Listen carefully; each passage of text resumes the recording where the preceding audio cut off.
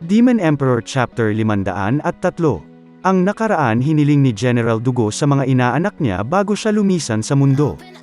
Tawagin siyang inaama o ninong na lang.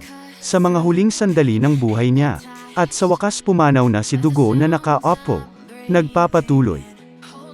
Tinitigan na lang ni Chupa si Dugo sa mga huling sandali ng buhay niya. Samantala, yung mga inaanak ni Dugo ay maluluha na sila at may iyak.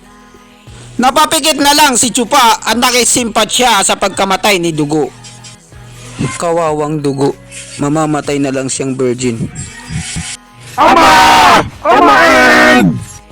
Kawawang Dugo, Diyos ng digmaan, inalay niya ang kanyang buhay para sa bayan. At namatay siya sa oras ng kanyang pagsisisi. At nagsimula ng magsiiyakan ang mga anak ni Dugo na puro panganay.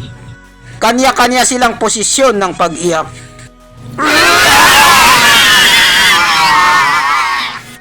Kawawang nilalang, maraming naulila dahil sa kanya. Pero isa ka pa rin kagalang-galang. Nagkataon lang ay pinanganak ka sa maling panahon. Ngayon, nag-iba ng takbo ng mundo. Itinapon ka na lang nila na parang basahan. Talagang malas ka lang talaga, Dugo. At sa labas ng tent, nakaluhod lahat ang mga tauhan ni Dugo. Nilabas na nila ang bangkay ni Dugo, buhat-buhat ng kaniyang mga inaanak. Nang makita ito ng mga tauhan ni General Dugo, hindi nila napigilang mapaluha at mapaiyak. General!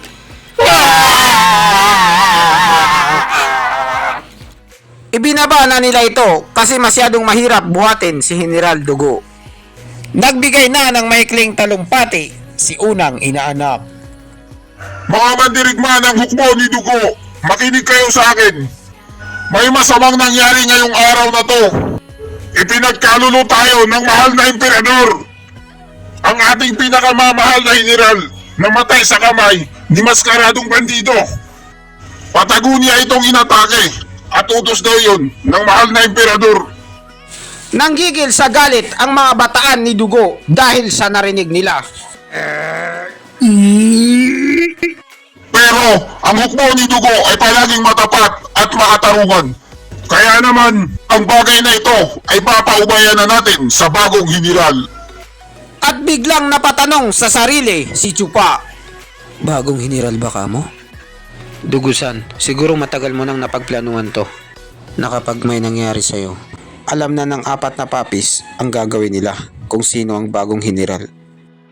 Biglang natameme si Chupa dahil pinagtitinginan na siya. Anong ginagawa nila? Bakit sila lahat nakatingin sa akin?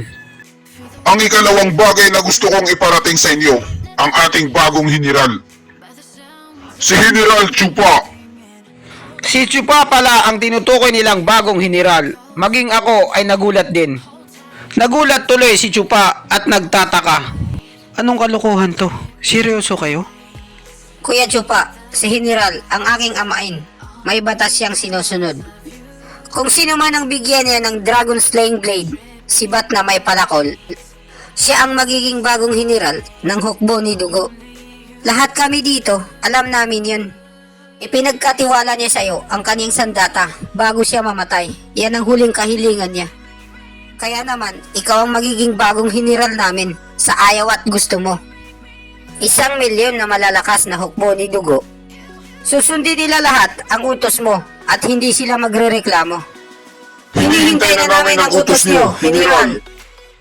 Nakahanda na pala ang hukbo ni Dugo. Si Chupa na lang ang hinihintay nila kung ano ang utos niya. Totoo ba ito? Parang nananaginip ako ng gising. Sinong hindi tatanggap ng biyaya galing sa langit? Isa itong malaking biyaya ng langit. Isa itong malaking cake na nahulog mula sa taas. Pag sinuswerte ka nga naman. Makinig kayong lahat sa akin. Ang kamahalang emperador ay walang alam. At pinatay niya ang pinakamatapat niyang aso. Bilang gante, ako, si Chupa, nauupo bilang bagong general ng hukbo ni Dugo. Itataboy natin ang mga taga Mindanao na lapastangang pumasok sa ating lupain. At mismong langit ang may gusto. Kailangan na nating magmarcha patungong Hilaga at lilinisin natin ang Korte Suprema. Ipaghihiganti natin ang matandang general Maghihigante! Maghihigante! Maghihigante! Maghihigante! Tuwang-tuwa si Chupa dahil nadagdagan ng 1,000,000 ang puwersa ng Lolo Clan. Samantala, sa labas ng biyak na bato, may pulang telang lilipad-lipad. Si Maskaradong Bandido lang pala, nakakalabas lang galing sa biyak na bato. Sa wakas, putangin ng si Chupa. Lalo siyang lumalakas habang tumatagal. Pawis na pawis pa rin si Maskaradong Bandido. Bilang masamang spirito na katulad ko, wala akong panama sa kanya. Sa makatwid, mas mahina pa ako kaysa sa kanya. Paano nangyaring marami siyang alam ng mga teknik na panlaban sa mga masasamang spirito na kagaya ko? Nakakaputang ina! Habang bising-busy si Maskaradong Bandido sa kaniyang sarili dahil na-high blood na siya, hindi niya namalayan na may tumawag na pala sa kanya. Tigil! Huwag kang kikilos ng masama! Napapaligiran ka na namin! Biglang nanlaki ang mata ni Maskaradong Bandido dahil napapaligiran na pala siya ng mga taga Mindanao. Masyado kasi siyang naging busy sa kakaisip kay Chupa. Tama talaga ang hinala ko. Hindi ako nagkamali. Tama. Ikaw yun. Ikaw yung magnanakaw. Palihim na pumasok sa biyak na bato. Aminin mo na dahil huling-huli ka na sa akto. Mahigpit na inutos sa akin ni Commander na walang pwedeng lumabas at pumasok sa biyak na bato. Maliban lang kung may authorization letter ka, buntes, disability, at senior citizen. Mga bata, huliin niyo siya! Ako mismo ang kukuha ng ulo mo ngayong araw na to. Kinuyog na ng mga taga Mindanao si Maskaradong Bandido. Hindi niya na alam ang kaniyang gagawin. Biglang naglabas ng isang ID si Maskaradong Bandido. Teka muna! Tauhan ako ng mahal na emperador. Nandito ako para tulungan ang commander niyo. Dalhin niyo ngayon din ako sa kanya. Gusto ko siyang makita. Muntikan nang makalmot ang mukha ni Maskaradong Bandido kung nahuli lang siya ng 1 segundo. Munti ka na. Kamahalan? Sinong kamahalan yan? Ang kamahalang emperador ng Luzon. Tinignan ito ni Ulingling Tuta kung legit ba ito o gawang rekto. Halika rito, sumunod ka sa akin para makita mo ang commander namin.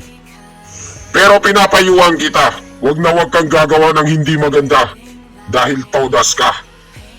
Buti na lang naniwala si Ulingling Tuta kay Maskaradong Bandido. Dahil kung hindi, pinaglalamayan na rin ngayon si Maskaradong Bandido. Ang yayabang ng mga bansot na to. Mga bata lang kayo. Kung hindi lang ako nasaktan ngayon dahil sa pag-atake sa akin ni Chupa, pinagtitiris ko na kayo na parang langgam. Sa tingin niyo gusto kong sumama sa punetang lugar na yan?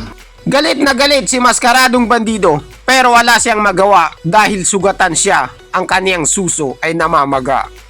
Dahil nilamas-lamas ito ni Chupa. At dito nagtatapos ang chapter 503. Maraming salamat po sa panunood. Sana nagustuhan nyo. Mag-subscribe para laging updated ang jowa mo sayo.